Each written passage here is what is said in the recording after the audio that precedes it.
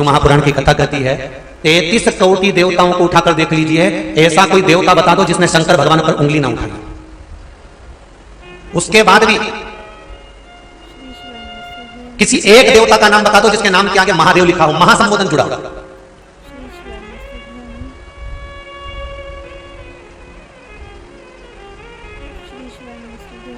महासंबोधन केवल एक शंकर के आगे आता है, उनके नाम के आगे आता है महादेव। और दूसरा महासंबोधन शंकर भगवान ने अपनी तरफ से माता लक्ष्मी को दिया। जब भगवान विष्णु के साथ में लक्ष्मी जी का विवाह करवाया तो लक्ष्मी जी की मां माता ख्याति देवी भगवान शंकर के साथ में लक्ष्मी जी का विवाह करना चाहती थी, पर भगवान शिव ने कहा नहीं माता ख्याति, आप अपनी पुत्री लक्ष्मी का विवाह नारायण के साथ में करिए। लक्ष्मी इतनी प्रसन्न हो गई क्योंकि वो नारायण जी को चाहती थी। लक्ष्मी जी ने भोलेनाथ जी के चरणों को प्रणाम कर कहा, देवाधिदेव महादेव, आपने मेरा विवाह भगवान विष्णु के साथ कराया है, आप जो कहें मैं सेवा करने को तैयार हूं। शिव जी ने कहा बस एक काम करो लक्ष्मी, बेलपत्री के वृक्ष के नीचे, और शंकर भगवान कह रहे हैं मेरे मंदिर की चौखट पर 2 जगह पर तू हमेशा बैठी मिलना। 2 जगह पर, एक बेलपत्री की जड़ के नीचे, बेलपत्री के वृक्ष के नीचे, और दूसरा शंकर भगवान के मंदिर के द्वार पर चौखट पर तू बैठी मिलना। और सुन लक्ष्मी, आज तूने मुझसे पूछा कि आप आज्ञा करें, मैं इतना खुश हूं कि अपना महासंबोधन, जो महादेव का महासंबोधन है, शिव कहते हैं मेरा महासंबोधन मैंने अपनी पार्वती को भी नहीं दिया, पर मैं तुझे प्रदान करता हूं। आज से तू लक्ष्मी नहीं, क्या नाम होगा? महालक्ष्मी कहलाएगा।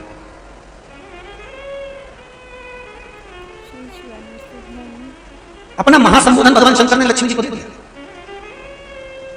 कोई ऐसा देव बता दो जिसके आगे महासंबोधन लिखा हो। महासंबोधन केवल देवाधिदेव महादेव के सामने लिखा है महादेव।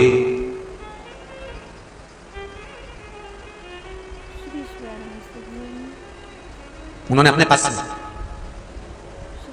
33 कोटि देवताओं में केवल संबोधन के। तो मेरा निवेदन है कि जो कह रहे हैं कि हम क्या करें कि सबको अपनी ओर ले आए, सबको अपनी ओर खींच लाएं, तुम्हें कुछ नहीं करना।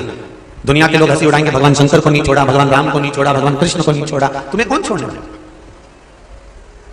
कथा के बीच में हम बार बार कहते हैं क्या किसको रोइए, चादर तान के सोइए। आग लगे बस्ती में, अपन रहो मस्ती में। कोई कितना भी अपशब्द कहे, ताने दे, गाली दे, आड़ा टेढ़ा बोले, तुम मंदिर में पूजन करने जाओ, पशुपति व्रत करने जाओ, 5 दिए लगाने के लिए जाओ, जल चढ़ाने के लिए जाओ, बेलपत्री रखने के लिए, समर्पित करने के लिए जाओ, चावल चढ़ाने के लिए जाओ, तो इतना जरूरी आ जाता है। आप जितना समर्पण करने जाओ तो आपको ये नहीं, बस आप तो शिव की भक्ति में इतने डूब जाओ कि तुम्हारे साथ वाले जो मित्र हैं, सखियां सहेलियां हैं, वो भी सोचे कि अगर इसकी डबल से नौकरी लगी है ना तो ये शंकर जी ने ही लगाई है, इसको कुछ मिला है ना तो ये शिव जी ने ही करा है, इसको कुछ प्राप्त हुआ है ना ये शंकर से ही प्राप्त हुआ है। तुम्हें कहने की जरूरत नहीं है शंकर का गुणगान, शंकर का गुणगान तो दुनिया करेगी, आप भजन तो करो।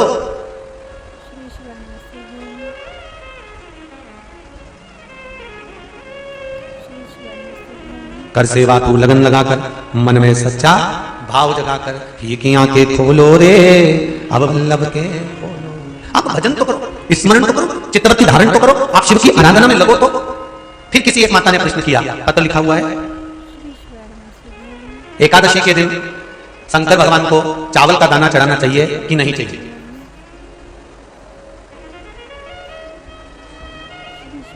अब बोलो तेरा क्या होगा रे काली?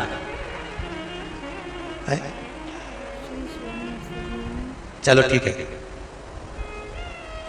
बीमार व्यक्ति से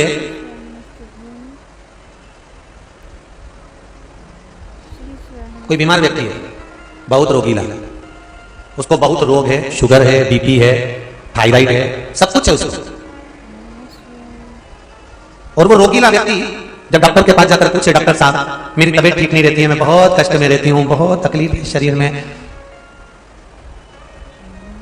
और अभी सावन का महीने का व्रत आ रहा है डॉक्टर साहब, 1 महीना में व्रत करती थी पहले, करूं कि नहीं करूं? तो डॉक्टर साहब क्या बोलेंगे? बोलते जाओ जम के। डॉक्टर बोलेगा क्या व्रत मत करो? डॉक्टर एक बात कहेंगे, शरीर स्वस्थ रखना है, व्रत बाद में हो जाएगा, अगले वर्ष कर लेना, पर अभी शरीर को सही रखने के लिए दोनों समय अच्छे पेट भरकर सात्विक भोजन करो और अपने शरीर को ठीक करो। सात्विक भोजन अपने शरीर को, व्रत बाद में भी हो जाए, अगले वर्ष हो जाए।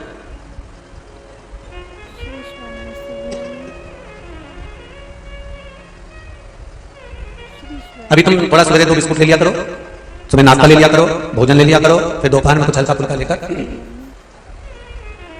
थोड़ी थोड़ी देर में खाते रहना चाहिए हो। थोड़ा थोड़ा खाओ, थोड़ी थोड़ी देर में खाओ, एक साथ सुरसा जैसे मत निपटा जाए, थोड़ा थोड़ा। ज्यादा खाओगे और ज्यादा कमाओगे तो दूसरों को कष्ट नहीं होगा, कष्ट खुद को होगा। ज्यादा खाओगे अपाच्य हो जाएगा, रात की नींद उड़ जाएगी, शरीर में अच्छा नहीं लगेगा। ज्यादा कमाओगे, रात की नींद उड़ जाएगी, दुनिया की दृष्टि तुम पर पड़ जाएगी और तुम्हारी रातों की नींद चली जाएगी। कमाओ भी उतना जितना खर्च कर सको और खाओ भी उतना जितना पचा सको। अति सर्वस्व वर्जक।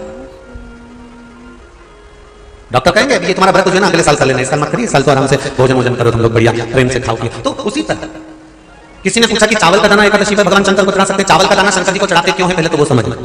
बेलपत्री का तो महत्व आपको बार बताया कि बेलपत्री शिव जी को क्यों चढ़ाई जाती है, कहीं रोग के लिए, कहीं बीमारी के लिए, कहीं किस कार्य के लिए, कहीं कोई कार्य के लिए, कहीं कोई कार्य के लिए। चावल का दाना अगर हम शंकर भगवान को चढ़ा रहे तो क्यों चढ़ा रहे हैं, उसका कारण क्या है? चावल का दाना शिव को चढ़ाने का केवल एक कारण रहता है कि चावल को अक्षत कहते हैं।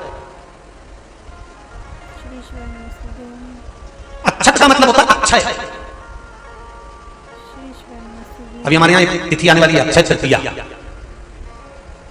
उसका मतलब क्या होता है? अक्षय, जिसका कभी क्षय ना हो। जब हम भगवान शंकर को चावल का दाना चढ़ाते हैं, जैसे बहुत ध्यान दीजिएगा, हमारे बहुत समझने वाली बात है, बहुत ध्यान से। चावल का दाना हमारे मस्तक पर तिलक करने के बाद पंडित जी क्यों लगाते हैं कि भगवान जैसा समय आज चल रहा है, आप पूजन कर रहे हो, पाठ कर रहे हो, दान कर रहे हो, पुण्य कर रहे हो, सत्कर्म कर रहे हो, भजन कर रहे हो, मेरा देव अधिदेव महादेव, मेरा नारायण, मेरा सत्यनारायण भगवान, मेरा राम जी, मेरा विष्णु जी, मेरा भागवत मैया, मेरी रामायण मैया। ब्राह्मण मस्तक पर तिलक लगाने के बाद चावल इसलिए लगाता है कि जैसा समय आज चल रहा है, भगवान तुमको ऐसा ही समय बनाकर रखे और तुम ऐसे ही चार चांद लगाते रहो, दान पुण्य संकीर्तन करते रहो। इसलिए मस्तक पर चावल का दाना लगाया जाए। कोई मर जाता है,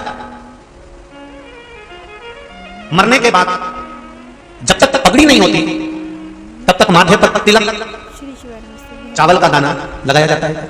जम के बोलो जरा, नहीं लगाते। किसी पंडित जी से पूछो, ब्राह्मण देवता से पूछो, ब्राह्मण देवता ये कोई मर गया और हमारा तो नियम है कि हम सिर पे तिलक लगाते हैं, चावल लगाते हैं, या पंडित जी से हम तिलक लगाते हैं, मंदिर जाते हैं तो मंदिर में जाके तिलक लगा के हम चावल का दाना लगाते हैं। क्यों नहीं लगाते? उसका कारण क्या है? जब किसी के मरने के बाद 10 दिन तक 12 दिन तक मस्तक पर तिलक क्यों नहीं लगाया जाता? 10-12 दिन तक माथे पर तिलक या चावल क्यों नहीं लगाया जाता? उसका कारण है कि ये जो समय आया है, तुम्हारे यहाँ जो गमी हुई है, तुम्हारे यहाँ मर गया है, तुम्हारे यहाँ किसी के प्राण छूट गए हैं, तो ब्राह्मण इसलिए तिलक नहीं लगाता आपको, इसलिए चावल का दाना नहीं लगाता कि ऐसा दिन भगवान अब ना लाए, इसको अमर ना करे, इसको अक्षय ना करे, इसको प्रबल ना करे।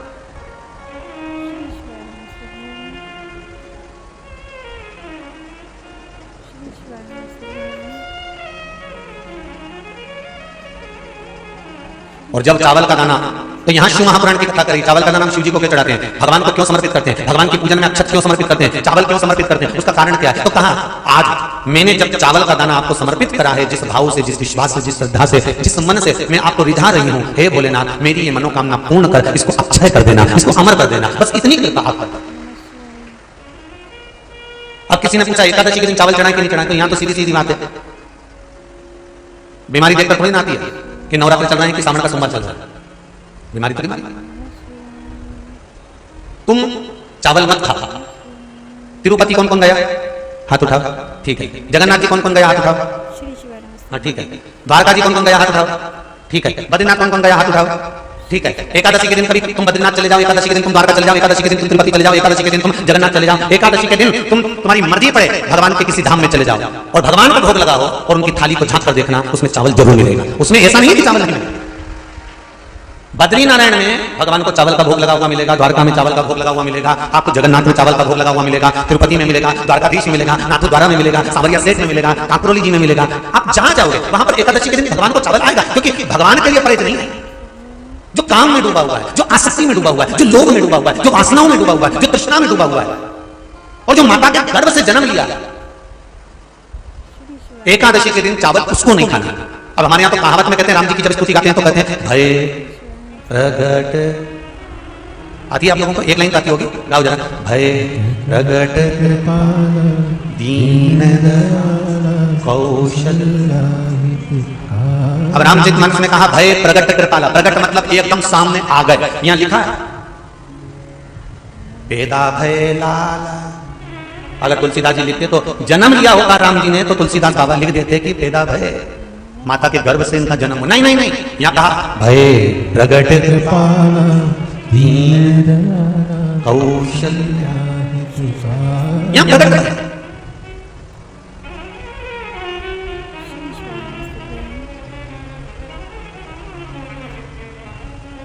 यूट्यूब पर स्कंद पुराण,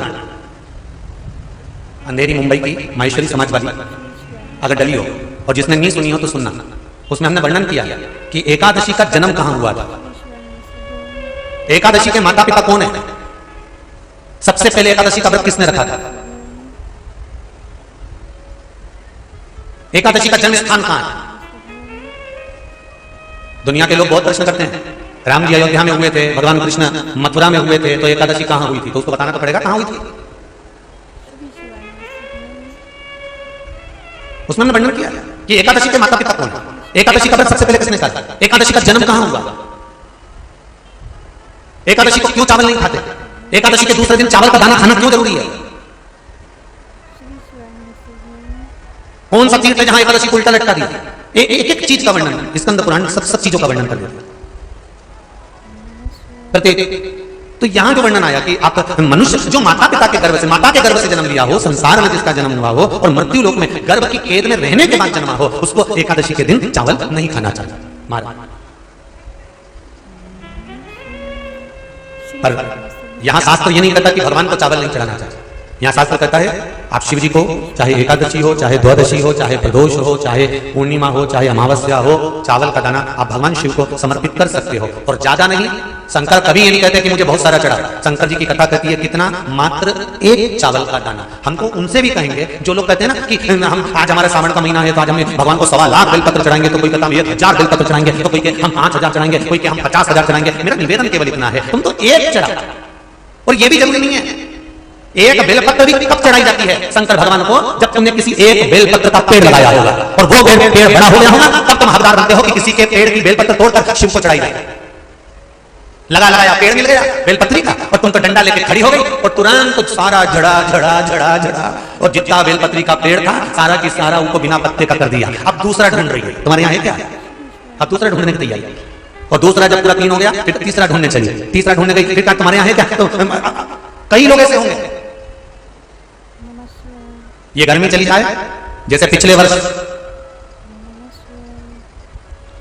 11 लाख मुद्रा इस बेलपत्र के वृक्ष को लगाने का नियम लिया था। आपकी बात जैसे गर्मी जाए तैयारी करके बैठ जाना, बारिश चालू हो और जितने लोग शिव महापुराण की कथा सुन रहे हैं आस्था चैनल पर, फेसबुक, यूट्यूब पर, यहाँ पंडाल में एक बेलपत्री का वृक्ष अपने को लगाना चालू करना अपने द्वारा, क्योंकि भक्त बढ़ गए, बेलपत्री कम पड़ने लगे। बोलो सही है कि गलत? अब शिव के भक्त कितने बढ़ गए कि बेलपत्रियां कम पड़ने लगी। अब एक व्यक्ति भी चढ़ाए तो 2 तो चढ़ाए, एक वृक्ष में कितनी लगेगी बताओ जरा, ईमानदारी की बात हो। अब तुम सब तोड़ तोड़ तोड़ तोड़ तोड़ तोड़ तोड़ सब ले गई सब, और इंतजार कर रही, अभी उगेगी, अभी उगेगी। अब बेलपत्री का वृक्ष भी सोच रहा है अरे वो कमला तू अपने घर जा, रहने दे, अभी और उगने लगा। नियम बना। और एक बात और कहूंगा, हृदय से कहूंगा, अगर आपके पास में बेलपत्री के वृक्ष से बेलपत्री नहीं मिला सके ना, तो जो बेलपत्री शिव जी को चढ़ी हो, जो बेलपत्री भगवान शंकर को समर्पित हो, उसी बेलपत्री को उठा लो शिव जी के ऊपर से, पानी में धो लो और अपने मन की बात कहकर शंकर भगवान को फिर चढ़ा दो। शिव स्वीकार कर लेते हैं, शंकर स्वीकार कर लेते हैं। 33 कौटी देवता में कोई ऐसा देवता नहीं जो निर्माल्य स्वीकार कर लेता। चढ़ा चढ़ाया फूल कोई देवता वापिस स्वीकार नहीं करता, चढ़ी चढ़ाई सामग्री कोई देवता स्वीकार नहीं करता। पर मेरे देवादिदेव महादेव केवल कैसे हैं कि चढ़ी हुई बेलपत्र, चढ़ा हुआ अक्षत, चढ़ा हुआ धतूरा मेरे शिव केवल कैसे हैं कि वो स्वीकार कर लेते हैं। आपने जो चढ़ा दिया, चढ़ा के चले गए तो भी स्वीकार। इतना सरल देव है मेरे देव महादेव, इतने सरल।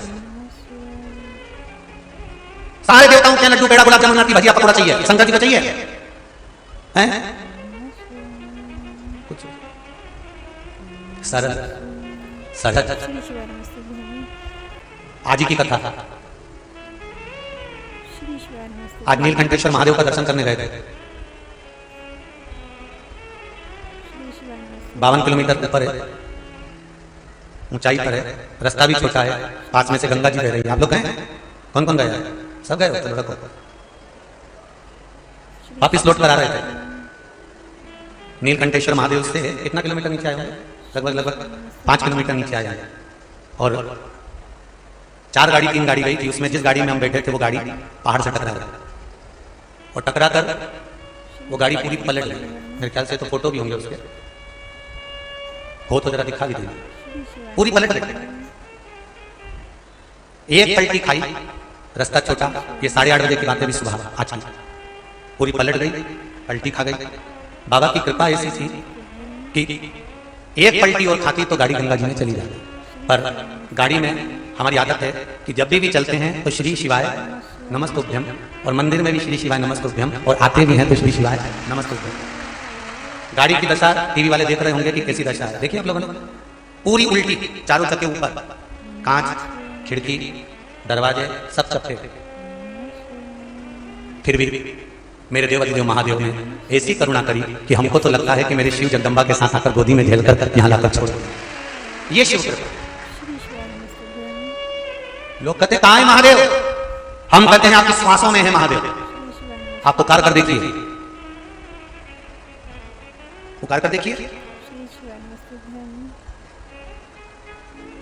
बस शंभो शरणे पड़ी, मांगू घड़ी रे घड़ी, दुख कारो दया करी दर्शन।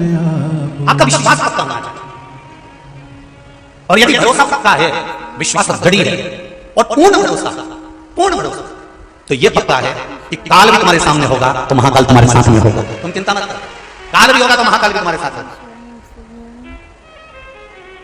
बस उसका भजन करो,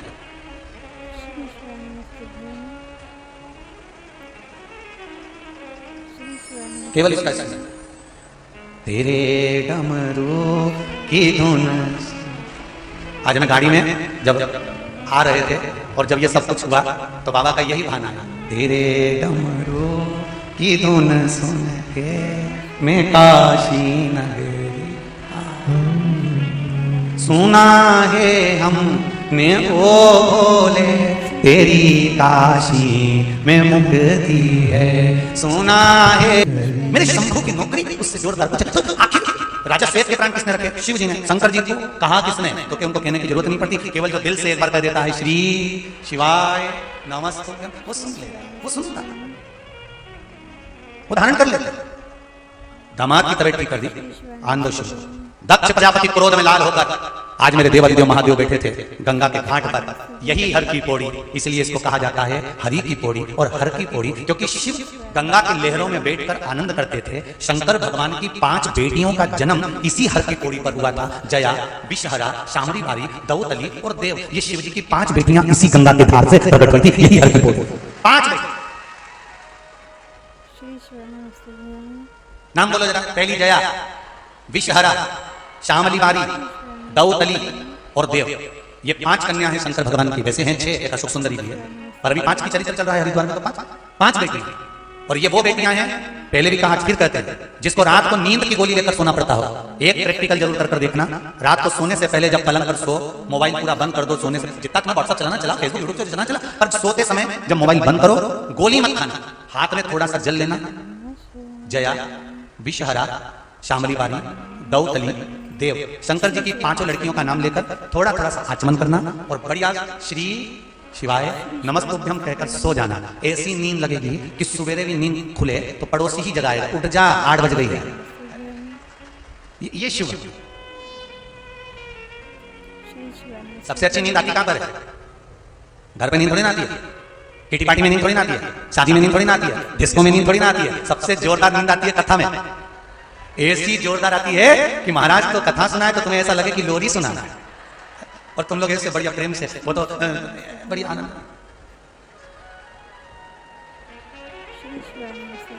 और पड़ोसी उठा दे तुमको, उठ सो रही क्या? तुम्हें ऐसे क्या कर रही? भगवान भाग रहा है तो बुला रही।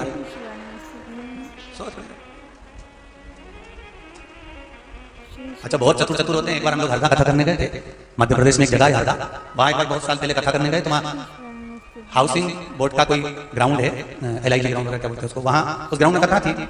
और वहां एक बूढ़ी सी माँ काला कलर का चश्मा लगा के ऐसे खंबे लगे थे, खंबे से टिक के बैठ गए, और जगह की थी कमी, कोई उसके पास नहीं बैठे। अब हमने कार्यकर्ता से कहा जब जगह पड़ी हुई तो वहां क्यों नहीं बैठा? तो कोई नहीं बैठे। तो हमने कहा क्यों नहीं बैठे? बुला जरा 1-2 को। तो 2-1 को बुला के पूछा कि वहां जगह पड़ी है तो तुम बैठती क्यों नहीं? अरे महाराज वो घुर्राटा भरती है। तो जब कथा पूरी हो गई तो हमने उसको बुलाया, हमने कहा जी जी, अरे ओ चंद्रघंटा, एक बात तो बता कि क्या घर पे नहीं सोती जो तू कथा में यहाँ सोती है? तो इतने में तो वो तुरंत पर्स में से नारियल निकाली, 11 रुपए निकाली और पोथी के पास रख के बोली, मैं तो शिव महापुराण से यही विनती करूं बाबा भोलानाथ, मेरे हरदा में ऐसी कथा होती रहे और दिन में ही हो, 1 बजे से 4 बजे या 2 बजे से 5 बजे तक। हमने पूछा क्यों? गुरुजी घर पे रहे हो तो बहू के छोरा चोरी संभालो, कम से कम ये नींद तो अच्छी हो जाए। हमने कहा वाह, ये भी अच्छा, अब वहां रहे हो तो समझ। अब यहाँ तो शिव के पास शिव भक्ति है, शंकर की आराधना है। महाराज जब देखा कौन ने सही कर दिया, कौन है जिसने रोग को मुक्त कर दिया? कहा एक कौन? ओघड़दानी शिव, मेरे शंकर, मेरे त्रिकालदर्शी, मेरे कैलाशी, मेरे बाबा। दक्ष प्रजापति आए आज कनखल से अपने नगर से निकलकर गंगा की पौड़ी तक पहुंच गए, शिव के द्वारा, हर के द्वारा।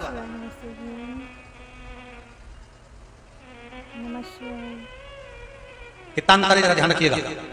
कनकल में दक्ष प्रजापति हैं, वहां से चले थे क्रोध में, गुस्सा कर कर बोलते बोलते चले। शिव जी ने जो पवन देव से कहा थोड़ी सी हवा चला दो, और जो पवन देव ने थोड़ी सी हवा चलाई और गंगा के घाट की रज, गंगा के घाट की माटी, कंकर, रेत, थोड़ी सी रज उड़ी और बोलते बोलते जा रहे थे और मुंडा में भरी। जो ज्यादा हरिद्वार की भूमि ऐसी है, हर का जो द्वार है हरिद्वार, यहाँ की भूमि ऐसी है, यहाँ करो तो मुंह बंद करके भजन करो। चलते चलते अगर तुम गंगा नहाने जा रहे हो, बड़ बड़ बड़ बड़ करते करते जा रहे हो, इतनी देर में तो हवा चलेगी और रेत। अब तुम पति पूछे क्या हुआ, ऐसा लग रहा है रेत भरा है। रेत नहीं भराई है, शंकर जी कह रहे हैं मुंडा बंद करके श्री शिवाय नमस्तुभ्यं जपो, पंचाक्षर मंत्र जपो, नमः शिवाय बोलो, षडाक्षर मंत्र जपो, ओम नमः शिवाय बोलो, 12 अक्षर मंत्र जपो, ओम नमो भगवते वासुदेवाय पर जपो। बोल मेरी जीवा हरि हरि, 10 भोजन पान करे और राम नाम में मरी मरी। बोल मेरी जीवा, अभी भी नहीं बोली, अरे बोलो तो हरि हरि, हरि बोले कि मरी बोले? हरि। हाँ ठीक है। दक्ष प्रजापति के मुख पर उड़ी रज, और जो रज उड़ी दक्ष प्रजापति मौन होकर गंगा के घाट पर गए और क्रोध में लाला। मेरे शंभू बैठे थे, बहुत शांत, शीतल, एकदम शीतल। सारे मंदिरों में गर्मी के दिनों में गर्मी लगेगी, शंकर जी के मंदिर में एसी भी मत चला, कूलर भी मत चला, पंखा भी मत चला, तो भी शंकर जी के मंदिर में गर्भगृह में ठंडक ही मिलेगी, क्योंकि शिव मेरा शंकर। मत लगाओ एसी, मत लगाओ कूलर, मत लगाओ पंखा, शंकर के मंदिर के गर्भगृह में जाना। शंकर पर जब जल चढ़ता है, चारों तरफ जल रहता है, शंकर कूल कूल रहते हैं। मेरे भगवान शिव एकदम शीतल, एकदम ठंडे। शिव कहते हैं मेरे नजदीक में आने वाले को क्रोध करने की जरूरत नहीं है, मेरे पास आओ, शांति रखकर आना, शीतलता, हृदय में आनंद और विश्वास रखकर आना। शिव कहते हैं तुम्हें क्रोध करने की जरूरत नहीं है। तुम क्रोध करोगे, किसी को दंड दे भी दोगे, अपशब्द कह भी दोगे, ताना भी दे दोगे, किसी पर थप्पड़ भी मार दोगे, किसी को आड़ा टेढ़ा भी कह दोगे, तो तुम तो थोड़ा करोगे और खुश हो जाओगे। शंकर जी कहते हैं मैं जब किसी को दंड देता हूं, जब मैं किसी का हिसाब करता हूं, तब मैं उसको मारता नहीं हूं, मैं उसको कुछ कहता नहीं हूं। शंकर जी कहते हैं मैं कुछ भी नहीं करता, ना उसका खाना बंद करता हूं, ना उसका पीना बंद करता हूं, ना उसको कष्ट देता हूं, जिससे मैं नफरत करना प्रारंभ कर देता हूं। शिव कहते हैं मैं उसे अपने मंदिर में आना बंद कर देता हूं, वो मंदिर खुश करता है। तुम रोज मंदिर जाते, 6 महीने मंदिर का, 7 महीने मंदिर जाना बंद कर दिया, 5 महीने मंदिर का, 6 महीने मंदिर जाना बंद कर दिया। शंकर जी तुम्हें याद आ रही है मेरे को मंदिर जाना चाहिए, मेरे बहुत तकलीफ आ रही है, मुझे बहुत कष्ट आ रहा है, मंदिर जाऊं मंदिर जाऊं मंदिर जाऊं। भगवान नहीं आना तेरे, समझ लो कि भगवान ने तुमको दूर कर दिया। भगवान जानता है कि अब तेरे दुख की घड़ी चालू हो चुकी है, अब तेरा कष्ट चालू हो चुका है, तूने मेरा दरवाजा छोड़। पतंग हाथ में है डोरी, धागा, डोर हाथ में है, पतंग बहुत ऊंचाई तक जाएगी और वो डोर कट गई। पतंग किस छत पर, किस ग्राउंड में, किस नाली में, किस गटर में, किस खड्डे में जाकर गिरेगी, किसी को नहीं मालूम। उसी तरह जब तक तुम शंकर भगवान पर एक लोटा जल चढ़ा रहे हो या शंकर भगवान से जुड़े हुए हो, तब समझ लेना कि तुम्हारी पतंग आकाश छू सकती है। और जिस दिन तुमने शिव से दूर हटे, उस दिन गई ये पतंग, कहां गई किसको मालूम, किसको मालूम। भोले में तेरी पतंग हवा बिच उड़ती जावांगी, बाबा डोर तो चढ़ी ना मैं कटी जावांगी। शिव आया, दक्ष प्रजापति को क्रोध आया, घर गए, सती मैया को समझाया तुम्हारा विवाह शिव के साथ नहीं होगा। सती मैं तुम्हें समझा रहा हूं, तुम मान जाओ। सती मैया नहीं मानी। श्री शिवाय नमस्तुभ्यं। समझ? शिवाय नमस्तुभ्यं। अरे दक्ष प्रजापति करें, सती सुन लो, श्री शिवाय नमस्तुभ्यं। वो भिक्षा मांगने वाले को मैं अपना दामाद नहीं बना सकता। नमः सती शिवाय। कहते हैं मेरे भोले बाबा के कंधे पे झोली, और झोली को देख के भिखारी मत समझो, झोली को देख के भिखारी मत समझो, मेरे भोले बाबा को अनाड़ी मत समझो। विचार करिए श्री शिवाय नमस्तुभ्यं। सती ऐसे भिक्षुक से, भिक्षा मांगने वाले से श्री शिवाय मैं विवाह नहीं नमस्तुभ्यं। अरे सती समझ जा, जिसके हाथ में डमरू हो नमस्तुभ्यं। वो बंदरों का नाच नचाने वाला मदारी होता है। अरे मेरे भोले बाबा के हाथों में डमरू, और डमरू को देख के मदारी मत समझो। एक भक्त ने प्रश्न किया था, गुरुजी ये बताओ कि ये शिवजी हाथ में डमरू क्यों रखते हैं? कारण क्या? डमरू क्यों? श्री शिवाय नमस्तुभ्यं। क्या कारण है डमरू रखने का भगवान शंकर? श्री किस कारण से रखा शंकर भगवान ने डमरू? कारण क्या है? शिव महापुराण की कथा कहती है भगवान अपने हाथ में डमरू जो रखे हैं वो बंदर को नचाने के लिए नहीं रखे हैं। भगवान ये डमरू मदारी बनने के लिए नहीं रखे हैं। भगवान कहते हैं ये डमरू जो है एक ही हाथ से, ये वाद्य यंत्र ऐसा कोई वाद्य यंत्र नहीं है जो एक हाथ से बजता। ढोलक 2 हाथ से, तबला 2 हाथ से, हारमोनियम 2 हाथ से, बंसी 2 हाथ से, वायलिन 2 हाथ से, मृदंग 2 हाथ से, सारे वाद्य यंत्र 2 हाथ से बजते हैं। केवल एक डमरू ऐसा है जो एक हाथ से बजता है। शंकर भगवान कहते हैं मैंने डमरू अपने पास इसलिए रखा है कि एक ही हाथ से ये डमरू आगे और पीछे दोनों तरह से बज जाता है। उसी तरह संसार का मनुष्य एक बार मनुष्य का जन्म पाता है, अच्छे और बुरे के कर्म में वो डोलता रहता है, पर परमात्मा की शरणागति प्राप्त नहीं कर पाता। इसलिए शिव कहते हैं मैंने डमरू को अपने हाथ में रखा, श्री शिवाय अपने पास। नमस्तुभ्यं। सती समझ गया? सती नहीं मानी। श्री शिवाय नमस्तुभ्यं। आज दक्ष प्रजापति ने सती को कुछ नहीं कहा। आज दक्ष प्रजापति ने सती माता को कुछ नहीं कहा और नगर में ढिंडोरा पिटवा दिया। मेरी सबसे छोटी पुत्री सती का स्वयंवर है। श्री शिवाय नमस्तुभ्यं। कनखल की भूमि हर के द्वार से पास में थी। शिवाय नमस्तुभ्यं। केदार में मेरा शिव है, नीलकंठ में मेरा शिव है, और कनखल की भूमि पर आज माता सती का स्वयंवर रखा गया है। श्री शिवाय नमस्तुभ्यं। हर की पौड़ी शिव महापुराण की कथा चल रही है। अभी तक जितनी कथा सुनी होगी उसमें यह कथा कभी नहीं सुनी होगी। बहुत ध्यान से सुनना श्री शिवाय कि सती भी एक पुतले से विवाह कर लेते हैं। जरा ध्यान दीजिएगा इस कथा पर। माता सती, श्री शिवाय नमस्तुभ्यं। मां जगत धात्री, मां दुर्गा, मां आदिशक्ति सती। नमस्तुभ्यं। और नमः शिवाय। सती पूरे नगर में डोंडी पिट रही है। बड़े बड़े राजाओं के पास खबर गई है। दक्ष प्रजापति को समझाने के लिए भगवान विष्णु गंगा के घाट पर आए हैं। शिवजी से पूछा स्वामी प्रभु सती का स्वयंवर है, मैं जाकर एक बार समझाऊं। देवादिदेव महादेव से मिलने के लिए भगवान नारायण, भगवान श्रीहरि, भगवान विष्णु भी गंगा के घाट पर पहुंचे। इसलिए आज भी भगवान विष्णु के चरण हर की पौड़ी पर आज भी बने हुए हैं। आज भी वहां चरण है, भगवान विष्णु के चरण भी वहां पड़े हैं। इसलिए हर की पौड़ी हरि की पौड़ी भी कहलाई।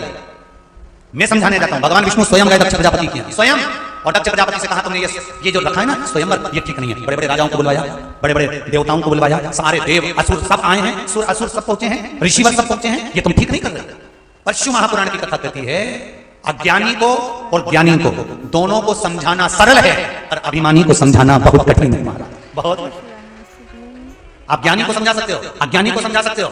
ज्ञानी को समझाओगे तो समझ जाएगा। अज्ञानी से भी कहो ना, जिसको ज्ञान नहीं होता ना उसको भी कहोगे बेटा समझ कर मत कर, तो समझ जाएगा। ज्ञानी को समझाओगे समझ जाएगा, अज्ञानी को समझाओगे समझ जाएगा, पर अभिमानी को समझाओगे वो कभी नहीं समझेगा। तो मुझे समझते क्या मुझे अकल नहीं है, क्या मुझे बुद्धि नहीं है, क्या मुझे विवेक नहीं है। ये जो अभिमानी के शब्द होते हैं, अहंकार के जो शब्द होते हैं, वो समझने को तैयार नहीं होता। उसको कितना ही समझाओ, चाहे तुम लक्ष्य से नहीं लागो, चाहे प्यार से नहीं लागो, वो नहीं समझेगा। नहीं समझेगा।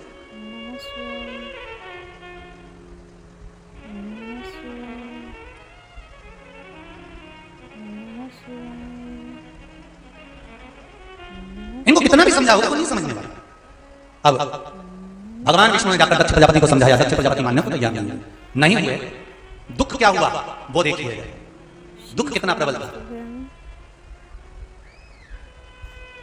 जैसे ही भगवान विष्णु श्री शिवाय नमस्ते दक्ष प्रजापति के यहाँ प्रवेश करे, दरवाजे पर शंकर के स्वरूप जैसा डमरू लिया, गले में सर्प पड़ा, त्रिशूल रखा, गंगा की धार सिर में से बह रही है, ऐसा पुतले का निर्माण दक्ष प्रजापति ने करवाया और अपने एक द्वारपाल को हटाकर शंकर भगवान को पुतला बनाकर द्वारपाल बनाकर खड़ा कर दिया।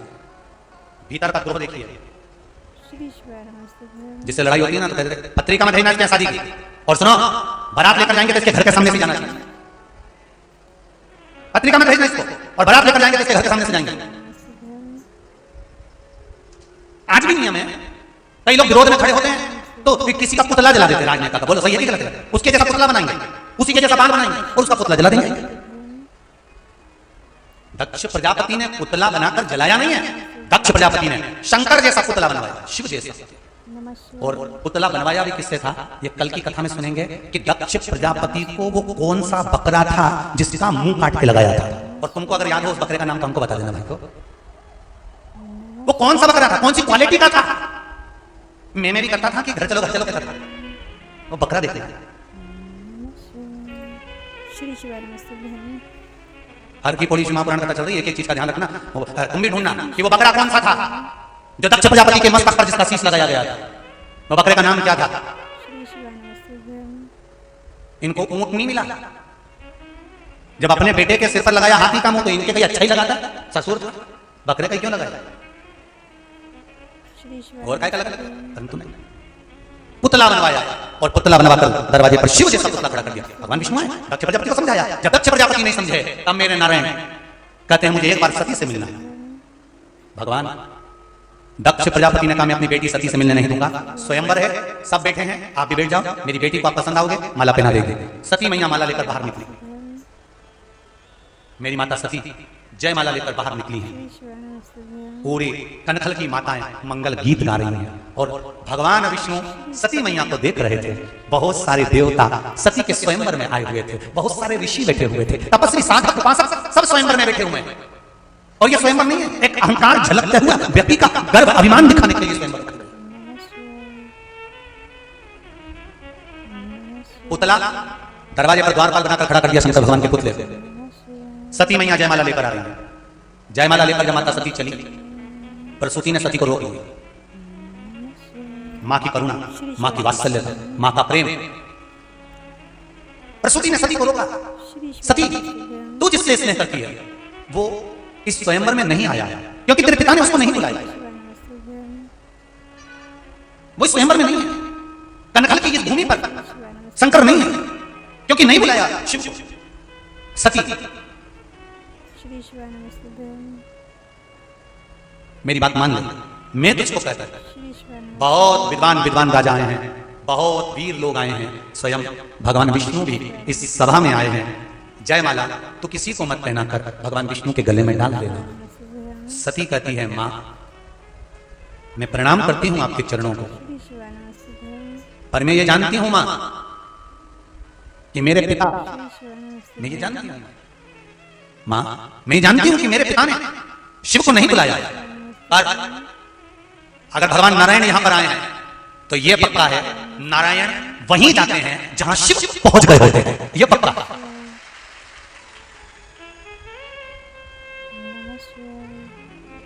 ये पक्का है। भगवान विष्णु कहां जाते हैं? जहां पर शंकर, अरे जन के तो बोलो, पहुंच गए होते हैं। शिव महापुराण में, राम कथा में, भागवत कथा में कहा गया दुनिया के लोग राम राम कहते हैं तो उनको शिव मिल जाते हैं, और दुनिया के लोग शंकर शंकर कहते हैं तो राम मिल जाते हैं। ये रीत है, श्री शिवाय नमस्ते बहन शंभू, ये रीत है। शिव कहोगे तो राम मिलेगा, शिव कहोगे तो कृष्ण मिलेगा, और कृष्ण और राम कहोगे तो शंकर मिलेगा। राम कहो शिव मिलेगा, शंकर कहोगे राम मिलेगा, कृष्ण मेरा कृष्ण मेरा राम मिल जाएगा। श्री शिवाय नमस्ते बहन माला लेकर सती मैया चली। श्री शिवाय नमस्ते जो भगवान विष्णु के सामने सती मैया माला लेकर पहुंची, इतने में भगवान विष्णु ने उसी समय मुस्कुराकर अपनी विभूति का इशारा दरवाजे पर कर दिया और सती मैया माला लेकर उस पुतले के पास पहुंच गई और जयमाला शिव के गले में डाल दिया। दरवाजे पर जो द्वारपाल बनाकर खड़ा कर रखा था शंकर को, मेरे शिव के गले में सती मैया ने जयमाला दे दी। अब कंकर की पूजन शंकर मंत्र करोगे तो शंकर कंकर में से प्रकट होगा कि नहीं होगा? बोलो तो। हो गया। और जैसे ही जयमाला माता सती ने शंकर जी के गले में दी, उसी समय पुतला तो टूट कर नीचे गिर गया और मेरा देवाधिदेव महादेव वहां प्रकट हो गया। मेरा आदिदेव महादेव शंभु नमः शिवाय।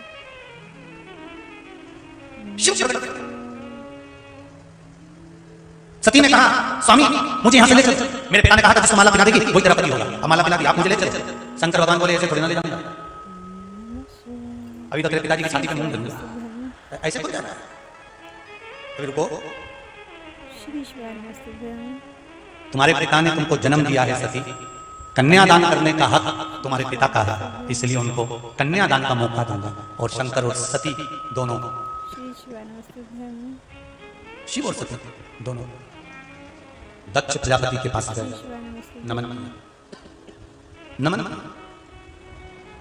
श्री शिवाय प्रसूति ने दक्ष प्रजापति को समझाया, स्वामी कन्यादान की तैयारी है, नमस्तुभ्यं। शिव जी की बारात आ रही है, शिव दूल्हा बनकर आ रहे हैं और माता पार्वती सती का मंगल विवाह हो रहा है। जोरदार ताली बजाएं, शिव दूल्हा बनकर कर रहा है।